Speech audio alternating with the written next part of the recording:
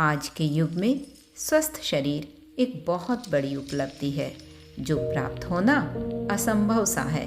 कई बीमारियां गलत खान पान रहन सहन से हैं तो कई आनुवंशिक अर्थात माता पिता से संतान तक पहुंच रही हैं जो पीढ़ी दर पीढ़ी चलती हैं। इससे बचने का कोई उपाय नहीं, किंतु शरीर की बीमारी को हम अपनी सकारात्मक सोच से काफ़ी हद तक नियंत्रित कर सकते हैं। वह सोच हमारे विचारों पर निर्भर करती है और यह सोच भी पीढ़ी दर पीढ़ी चलती है। हम स्वयं को आनुवंशिक बीमारी से नहीं बचा सकते और न ही अपनी आगामी पीढ़ी को, पर अपनी अच्छी सोच से आगामी पीढ़ी को सुधार अवश्य सकते हैं।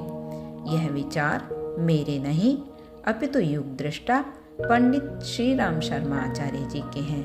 उन्होंने अक्टूबर 1973 पृष्ठ 44 में अपनी पत्रिका अखंड ज्योति में विचारों पर नियंत्रण आवश्यक में स्पष्ट शब्दों में कहा है कि विचार ही हैं जो न केवल मनुष्य के जीवन पर छाए रहते हैं वरन वे पीढ़ी दर पीढ़ी भी चलते हैं। मस्तिष्क जो सोचता है उसका परिणाम हमें ही नहीं भुगतना पड़ता वरन उसका दूरगामी प्रभाव संतान और परिवार पर भी जाता है। हम जाने चाहे न जाने वस्तुतः अपना और अपने परिवार का भला बुरा भविष्य बनाने का बहुत कुछ उत्तरदायित्व उन विचारों पर ही है जो मस्तिष्क पर ही अपना कब्जा जमाए रहते हैं। अनियंत्रित विचार मन में नहीं आने चाहिए। चिंतन के क्षेत्र में ऊल जलूल उछल कूद नहीं चलनी चाहिए।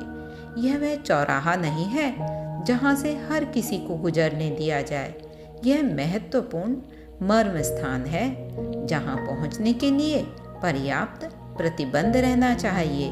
धन रखने की तिजोरी, बिजली का स्विच, कारतूसों का बॉक्स हर किसी को खिलवाड़ करने के लिए नहीं छोड़े जा सकते। उन्हें स्पर्श करने के लिए अधिकारी को ही स्वीकृति मिलती है।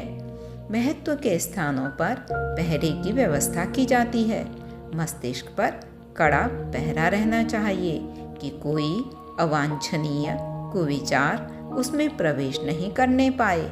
खाली हो या व्यस्त, हर हालत में सृजनशीलता, व्यवस्था, वास्तविकता एवं उपयोगिता की दृष्टि से खरे उतरने वाले चिंतन को ही मान्यता देनी चाहिए।